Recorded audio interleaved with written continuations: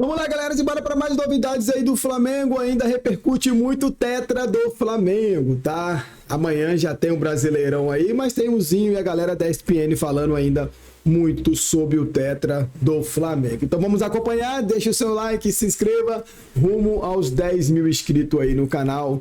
Tamo junto, saudações rubro-negras. Vamos aqui acompanhar, hein? Que é certo que vai ganhar todos os jogos. O Flamengo é o campeão, é o único brasileiro tetracampeão da Libertadores, é o maior campeão da Libertadores. Isso foi consolidado nesses últimos anos, né, com o tricampeonato, antes, na era Zico, que esse é o concurso, o time de 81, eu não entro em discussão, nós vamos comparar aqui, né, o elenco de 19 com o de hoje. O de 81, vamos deixar aqui, tá? Deixa naquela prateleira lá em cima, porque aí é outro patamar, como diz o Bruno Henrique, é outro patamar. 81 é o meu time, 81 são os meus ídolos. Então eu quero te dizer da final. Existe uma frase no futebol, o Zé Elias tá aqui para comprovar o que eu estou dizendo. Final não se joga, final se ganha. O Flamengo fez isso. Eu não achei um ótimo jogo, eu não achei um jogaço, não foi aquele jogo assim encantador. Eu até falei, para mim é a maior final de Libertadores da história. É pela grandeza dos dois clubes, pela grandeza das duas torcidas e pela estrutura incomparável que esses dois times têm comparando com os outros times sul-americanos. Aí sim, aí eu vou usar a palavra do Pascoal. Incomparável. Palmeiras e Flamengo estão num patamar de administração financeiro incomparável com os outros. Se vocês tiverem algum time que está nesse patamar financeiro de organização, vocês falem. Eu não enxergo sul-americano. Não enxergo. Então, eu quero dizer que vai de gastar final. 100 milhões para contratar. De final... vamos ver. Eu 100 quero falar milhões da do quê? final. De reais. O Palmeiras Palmeiras 7 decepcionou. Palmeiras decepcionou. O Palmeiras não entrou como aquele time que a gente confia, que é sólido, que é estruturado, que é organizado e com aquela gana de ganhar uma final. O Flamengo entrou. A minha análise é que o Flamengo entrou com sangue nos olhos para ganhar a final, para ganhar o jogo. E foi o time que ousou mais, mesmo não tendo inúmeras chances. Foi um jogo de inúmeras chances? Não foi. Foi um jogo de brilho técnico maravilhoso? Não foi. Foi um jogo de muita disputa, de um Palmeiras que adotou um sistema defensivo, 3 zagueiros, 2 alas, 2 meias que voltavam lá atrás para marcar, ficando 2 atacantes que muitas vezes o Vitor Roque vinha lá atrás e o próprio Flaco Lopes também para marcar. Não tinha nem fôlego ou estratégia para contra-atacar. O primeiro tempo mostrou isso. No jogo todo, o Rossi não fez uma defesa. Cruzamentos. A chance que o Palmeiras teve foi com o Vitor Roque, que para mim o melhor jogador em campo, Danilo. Muita gente falou do Varela, pelo ímpeto, pela vontade, pela raça, pela determinação, realmente teve. Mas para mim, o cara que faz o gol da decisão e tira o gol do adversário, porque aquela bola do Vitor Roque, foi o Danilo que tirou. Uhum. O único momento claro para o Palmeiras chegar ao gol foi o Danilo que interceptou, não foi o goleiro. Então, para mim, o nome da final, se eu tivesse que eleger um, e no jogo eu falei, Danilo. Além de fazer o gol, ele salvou na defesa também. Mas vocês viram algum outro jogador assim com um brilho técnico maravilhoso? Eu não vi no jogo. Não foi a final brilhante de emoção que eu achava até que ia ser. Não foi de disputa, de raça, de vontade. E o Flamengo é muito merecedor pelo título, porque pelo menos quem tentou mais, quem teve mais a bola, quem ousou um pouco mais, quem pelo menos tentou propor o jogo e foi impedido pelo sistema de marcação muito forte do Palmeiras, que abdicou de atacar, quando estava perdendo de 1-0, aí no segundo tempo foi mais no desespero. Então o Abel, que eu sou fã, que eu já declarei aqui várias vezes, que eu acho o melhor treinador da história do Palmeiras, o melhor não, o maior treinador da história do Palmeiras, diferente de melhor, é o maior, e no futebol brasileiro há anos vem sendo o melhor, pela primeira vez eu vou ter que falar. Me decepcionei com a postura dele, que já veio de treinamentos, de entrevistas, antes dessa Libertadores e de atitudes que fizeram o Palmeiras chegar num momento muito pior. O Flamengo chegou forte, até com os desfalques que tinha, o Flamengo, o Felipe Luiz, trabalhou muito bem o elenco e a consciência para ganhar a Libertadores. O Abel tirou a força, sabe? Quando ele diz que o Campeonato Brasileiro está entregue, quando começa a reclamar de arbitragem, quando poupa, mas monta um sistema que para mim me surpreendeu muito, muito. Eu nunca pensei que ele ia jogar com 3 zagueiros mesmo. Né? E aí ele fazia o Murilo acompanhar às vezes o Carrascal, fazia o Fux acompanhar um pouquinho o Arrascaeta, até ali o meio campo. Depois voltavam para trás aqui para se defender. Então foi um Palmeiras que abriu mão do ataque, abriu mão de incomodar o Flamengo. Então o Flamengo é muito merecedor. E eu continuo dizendo o que eu sempre disse. Elenco, time, o Flamengo é melhor. Mas quando enfrenta um adversário que é o único que pode confrontar e esse adversário abre mão disso, ele aceita que o outro time é melhor, dá no que dá. O Flamengo merecidamente é campeão, é tetracampeão, é tetra da Libertadores. Ótimo, Tetra. Zé Elias, sim. Muito boa tarde. Boa tarde. Por que você acha, qual o principal motivo do Palmeiras não ter jogado a final de Lima? Boa tarde, Plirra. Boa tarde, Pascoal. Grande vovozinho. Eu acho que não acreditou no próprio Palmeiras, como o Pascoal falou. Esqueceu do que havia feito no Maracanã, quando enfrentou o Flamengo, que teve aquela discussão do pênalti de Jorginho ou não, mas aquele Palmeiras foi muito mais competitivo do que o Palmeiras na final. E aí eu acho que nós temos que colocar, assim, não vou colocar totalmente a conta e a derrota nas costas do Abel, porque os jogadores também podem tomar as decisões dentro de campo. Mas o Abel já começa errando quando ele entrega o Campeonato Brasileiro. Isso aí no vestiário já é diferente.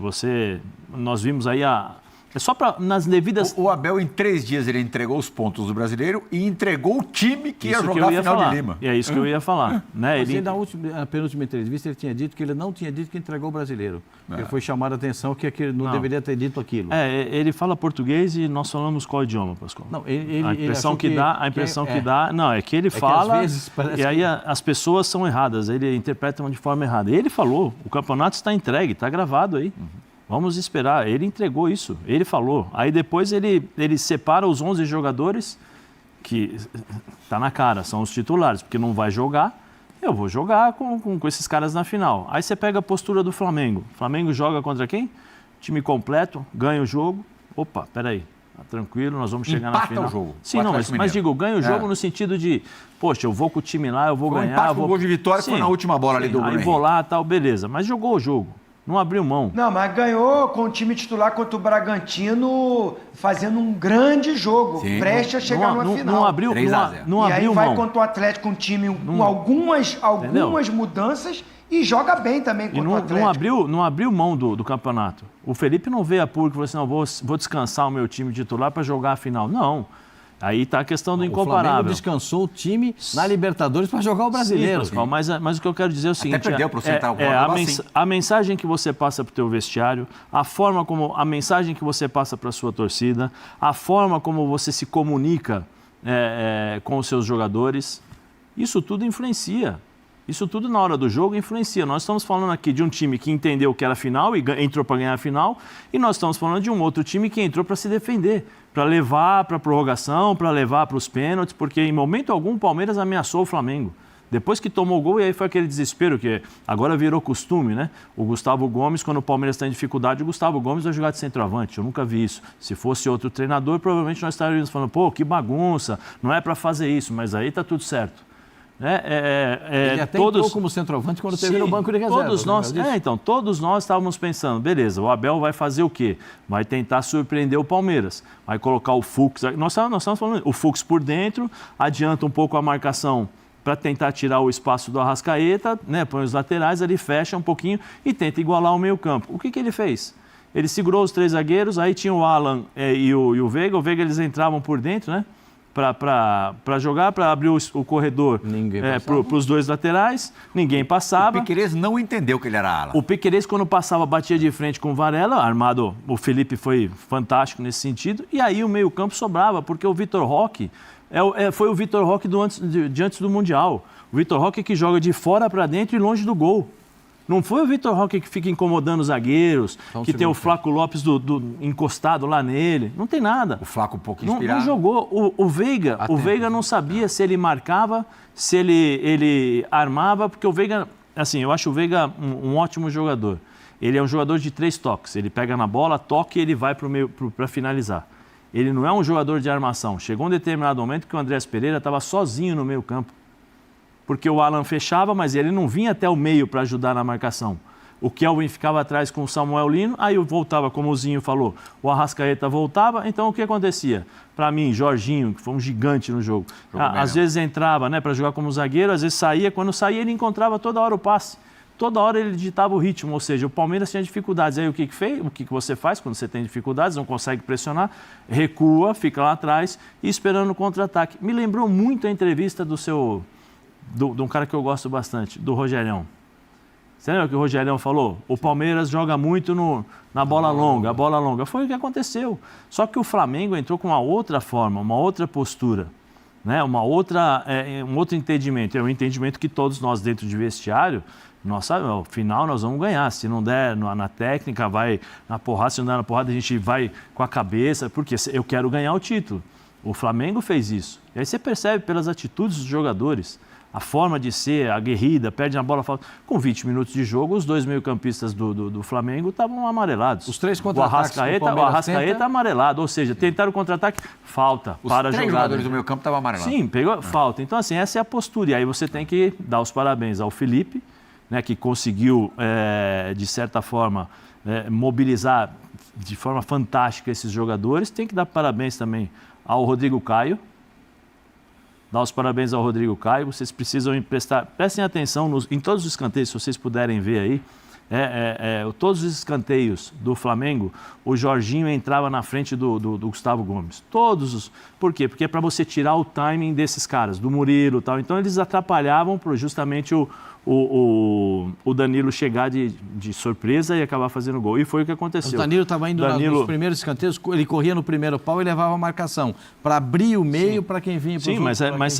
Mas você tinha sempre, por exemplo, o Jorginho sempre incomodava, sempre atrapalhava, porque ele entrava na frente do Gustavo, então o Gustavo não conseguia sair. O Palmeiras faz uma marcação mista, tem 2 jogadores que fazem a marcação individual e o resto fica tudo posicionado. Eu particularmente não gosto, porque quando você faz uma marcação mista, você dá a possibilidade de quem vem na corrida te atropelar. E o Danilo foi lá no 25º andar e fez um golaço e decidiu a partida, e também junto com o Zinho lá, que o vovozinho falou sobre, ele tirou a bola do Vitor Roque. Individual. Você tem que ter, em determinados momentos, você tem que ter individual. Você faz no primeiro pau, né? Você faz o triângulo ali, o cara pega o primeiro, tem a da bola, você tem e o resto individual e tem um cara com a bola. Por quê? Porque você tem a possibilidade de tentar anular o ponto forte e não dá a possibilidade. Só que aí se você vai para o individual, o cara tem que ser bom marcador. Agora, quando você dá a possibilidade de um cara como o Danilo, grande, tem uma impulsão, subiu 3 metros. Vem correndo, pega um impulso, vai lá e sobe, e sozinho, e escolhe, né? Ele direciona a bola, não tem jeito, você vai tomar gol. E ele já tinha feito um gol assim no Mundial. Eu não sei se foi contra o Chelsea, eu não sei contra quem. O Danilo fez um gol no Mundial, também de escanteio. Eu não sei contra quem, se vocês puderem lembrar, aí vocês vão ver que ele fez um gol no Mundial também de escanteio, da mesma forma. Então, assim, dá os parabéns ao Rodrigo Caio, né, que o Rodrigo tem feito esse trabalho, está lá especificamente para fazer esse trabalho. E aí a todos as outras pessoas que não aparecem. Fisiologistas, porque deixaram o Arrascaeta jogando o ano inteiro, temporada toda. O Jorginho, que chega, faz 10 jogos seguidos, depois tem algumas lesões, mas consegue jogar quando entra no nível máximo, né? Os preparadores físicos, comissão técnica, embora tenha as rugas, né, do BAP com a Leila e tal, eu falei no começo do ano aqui, não sei se você lembra, que eu gosto muito do BAP, da forma de ser. Eu até citei o exemplo que ele deu na venda da camisa número 10. O Tetra vai entender muito bem o que eu quero dizer. Nesses últimos anos, e aí, de novo, não é nenhum demérito de Leila e Abel, mas os dois são muito sincronizados. no bastidor, no recado dado para o externo. Se você não tiver alguém do outro lado, do rival ali, técnico, esportivo mais próximo, que faça algo semelhante, também Leila e Abel, eles ficam sozinhos. Eles tomam conta. O Textor fez isso no ano passado. E o BAP foi... BAP e Boto fizeram muito esse papel esse ano. Vou lembrar de uma... Por isso que eu falo que eu gosto do BAP. Na primeira intervenção dele, quando ele fala sobre a venda da camisa 10 quando foi dada ao Arrascaeta. Que ele falou, o Landim errou. Você imagina se nós fizéssemos uma preparação, um anúncio, que a camisa 10 seria do Arrascaeta, quanto nós poderíamos vender, quanto nós poderíamos mobilizar. Então, assim, é uma visão de negócios e é uma coisa impressionante, que se o Flamengo já era grande, né, em relação a isso, ele vai se tornar maior. Não sei se quanto tempo o BAP fica, mais 2, 3 anos. Posso contar um segredinho? Mas assim, nesse ano deve ultrapassar 2 bilhões. Agora, impressionante como eles trabalharam bem. Presta atenção. O Palmeiras vai fechar um ano com 1.200 bi, 1.400 bi. O Corinthians vai fechar um ano com 840 no máximo. Porque não teve Mundial de Clubes. O terceiro colocado será o Cruzeiro. O quarto colocado será o Cruzeiro. O Fluminense arrecadou muito esse ano. O Cruzeiro vai dar... O Mundial, principalmente. 640. A diferença do Cruzeiro, que é o terceiro colocado do Campeonato Brasileiro, para o Flamengo, líder do Campeonato Brasileiro e virtual campeão brasileiro... Eu li Cruzeiro de 300 a 400. Não, 600 o Cruzeiro deve faturar. O que é que vai dar? De 600 para 2? 1 milhão e pouco. 5 vezes. 5 vezes. E só aproveitando... 4 vezes... 6 vezes 4, 6 vezes 4, 24. Isso que eu estou falando, é um trabalho excepcional. O triplo no mínimo. É o triplo no mínimo. O triplo no mínimo. E o Cruzeiro já é uma exceção. Já é uma exceção. E o Flamengo vai ter... Positivo. O Flamengo vai ter, no mínimo, o triplo do terceiro colocado, a mais de dinheiro, do que o terceiro colocado no Campeonato Brasileiro. Por quê? Porque fez tudo isso que o Zé está... Esse relato aí, né? E se tivesse Copa do Brasil, então... Nós vamos falar depois, né? Vamos falar muito. Tudo tal, porque vamos falar muito, vamos esmiuçar a final e durante o programa relembrar de trechos marcantes importantes, não só de quando a bola rolou em Lima, mas também quando a bola parou de rolar. Cerimônia de premiação, por exemplo, o momento em que o Flamengo recebe a taça, Flamengo tetracampeão da Libertadores, e levanta ao som do hino rubro-negro. Por esporte, a gente volta daqui a pouco. Beleza, mano? Então é isso aí, galera. Amanhã tem aí o Brasileirão, mais informações muito em breve. Se inscreve, deixe seu like. Saudações, muito obrigado a todos. Valeu!